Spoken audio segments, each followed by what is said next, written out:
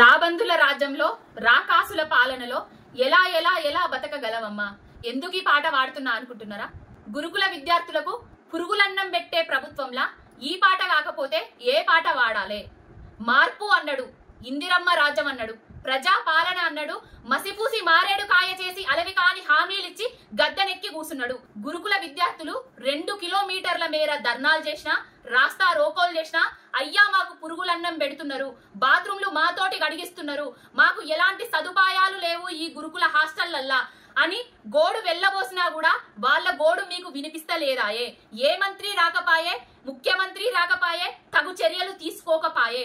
మానవతా దృక్పథం తోటి బాపు కేసీఆర్ గారు వాళ్ళ ఇంట్లో వాళ్ళ మనవలు మనవరాన్లు ఏ విధంగా అయితే సన్న పువ్వు తింటారో ఆ పిల్లలు కూడా రేపు రాబోయే భావితరాలు కూడా బాగుండాలి, బలిష్టంగా ఉండాలని మినుని మార్చి సన్నబియ్య అన్నం పెట్టి గురుకులాలను పక్క రాష్ట్రాలు కూడా ఆదర్శంగా తీర్చిదిద్దే విధంగా చేసిండు కేసీఆర్. ఈ గుంపు మేస్త్రి వచ్చి బీసీ బడుగు బలహీన వర్గాల మీద కక్ష సాధింపు చర్యలు తీసుకొని వాళ్ళు చదువుకోవాలనుకుంటాండా, మరి చదువుకోవద్దనుకుంటాండా? బీసీలు ఉన్నత స్థానంలో ఉండు ఇష్టం లేక ఈ విధంగా చేస్తున్నాడా? అసలు గురుకులాలను మూసేసే కుట్ర చేస్తున్నాడా? అసలు ఎందుకు ఈ ప్రభుత్వం మొద్దు నిద్ర పోతుంది? హరీష్ అన్న ఈ రోజు పోయి, సబితక్క పోయి వాళ్ళను పరామర్శించి వాళ్ళ క్షేమ సమాచారాలు తెలుసుకున్నా కూడా ఇప్పటి వరకు కూడా ఏ మంత్రి గాని ఏ అధికారి గాని ఎవరు గాని అక్కడికి పోయి వాళ్ళతోని మాట్లాడిన దాఖలాలు లేవు. ఎక్కడికి పోయింది రాష్ట్ర ప్రభుత్వం అంతా? ఎక్కడికి పోయింది రాష్ట్ర పాలన? అసలు ఎక్కడికి పోయింది? గాడి తప్పిందా? మాకు కావాల్సింది హైడ్రాలు కాదు, మాకు కావాల్సింది బుల్డోజర్లు కాదు, మాకు కావాల్సింది విద్యార్థులకు సన్న పువ్వం అన్నం.